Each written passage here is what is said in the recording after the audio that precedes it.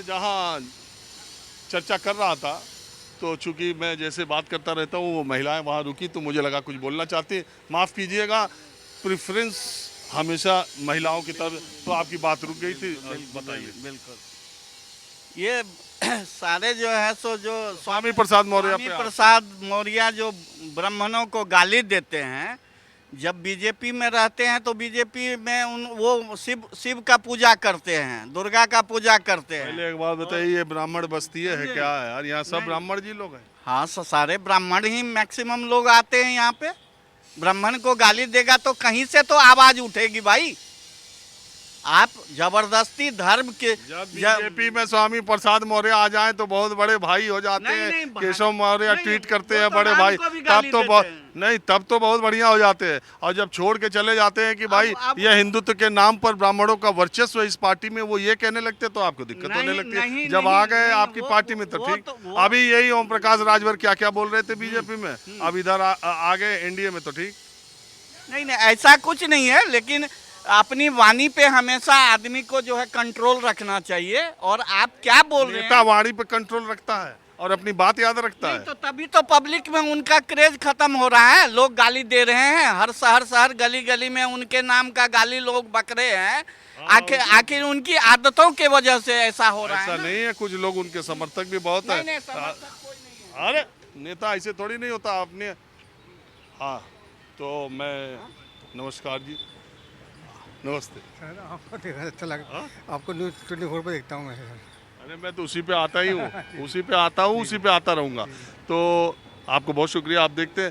तो आपकी राय क्या है आज के सियासत पे? सियासत पे राज्य सर, मैं तो ये कहूँगा सर, जितने पॉलिटिशियन हैं वो अन्य बात न करके मुद्दे की बात करें, जो कि नहीं कर रहे हैं। चाहे वो आम आदमी पार्टी हो, कहाँ की बात उठा के कहाँ ले जाएंगे, बीजेपी वाले हो, कहाँ की बात उठा के कहाँ ले जाएंगे, इनका कोई सिर पैर नहीं। कांग्रेस वाले कहाँ हैं, कहाँ उठा के कहाँ ले जाएंगे। जो पहले की होती थी ना कि हाँ भी हम बात के पक्के होते हैं, वो बात है ही नहीं। यार इसी बात का ना फिर मज़ा नहीं आता, किसी से बात करते हुए, पॉलिटिक्स के बात करते हुए, वार्तालाप करते हुए, बहस करते हुए मज़ा आता ही नहीं। इसलिए हम बिल्कुल अवॉइड ही करती है पॉलिटिक्स वॉलिटिक्स। तो आपको ये लगता है कि अब जो सियासत, खैर पहले भी सियासत ऐसे ही होती रही, लेकिन अब आपको लगता है कि जो जनता के असल और ज़रूरी मुद्दे हैं उन पर चर्चा के बजाय भटकाव वाले मुद्दे ज़्यादा लाते हैं, चाहे पार्टी कोई हो? बिल्कुल बिल्कुल, यही मैं कहना चाहता हूँ। अब जैसे हम ऐसे कई नेता को जानते हैं जो कि जिनके पीछे लोग भागते थे बात पे, ओके ठीक है, अब उनकी बात पे कोई यकीन नहीं करता, क्योंकि उसने दो दिन पहले कुछ और कहा था और 2 दिन पहले अब कुछ और कह रहा है। तो इसलिए ना तो उनकी बात पे कोई वो वजूद ही नहीं रहा था। पॉलिटिक्स तो होते थे, मतलब कि पूरे मैन ऑफ वर्ड्स जो कहा उस पर एक ज़िले के मालिक, एक ज़िले में एक ही तो सांसद होते थे या मिनिस्टर होते थे, और उनकी बात तो आदमी चलो अपने जान देने के लिए तैयार थे कि हाँ कि वो ठीक बोल रहा है, हमारे हक के लिए बोल रहे हैं। लेकिन जानते हैं उसका एक लोग ये भी कहते हैं उसकी वजह यह है कि पहले जो ज़मीन से जुड़ा नेता था अपने इलाके का, जो जन समस्याओं के लिए धरना प्रदर्शन, लाठी गोली, थाना पुलिस हर जगह जाता रहता था, लोग उसके साथ आंदोलन में शामिल होते थे, बाद में वो पकते पकाते नेता बनता था। आज आप टेलीविज़न के डिबेट में बैठिए और जितनी सतही बातें कर सकते हो वैसे ही आप उस पार्टी के नेता और चेहरे बनते चले जा रहे हैं। जमीन के जो नेता हैं वो कहीं दिखाई नहीं दे रहे। नाम तो है नहीं सर। जो हम देखते, हम छोटे थे 10-12 साल पहले, तो हम जिंदाबाद मुर्दाबाद बोलते थे। आज हम भी उनको पसंद करते हैं, चाहे वो बड़े बुजुर्ग हो गए, लेकिन उन्होंने भी कभी ऐसी अनर्गल बात नहीं की।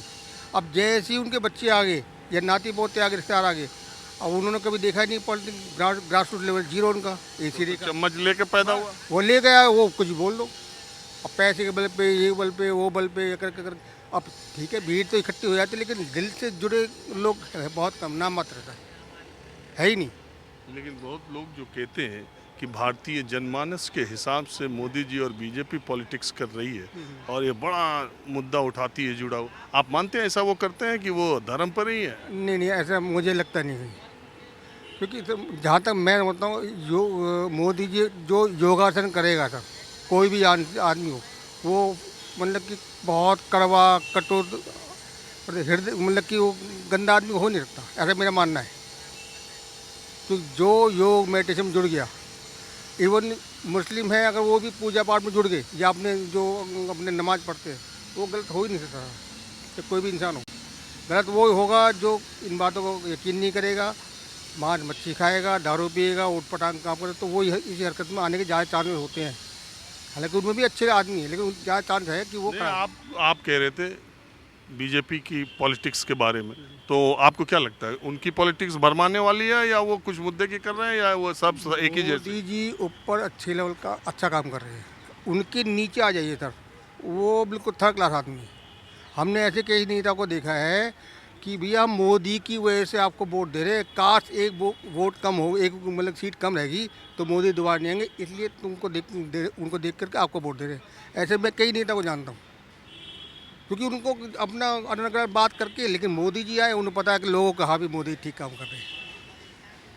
नज़र में तो है ही ना, दिल में तो है ही ना कि हाँ जी आपको लगता है कि चुनाव पहले हो सकता है? चांसेस कम है सर, बहुत कम चांसेस। चलिए आप रुके, आपको बहुत आपसे अच्छा लगा सर मिल करके। हमें भी अच्छा लगा।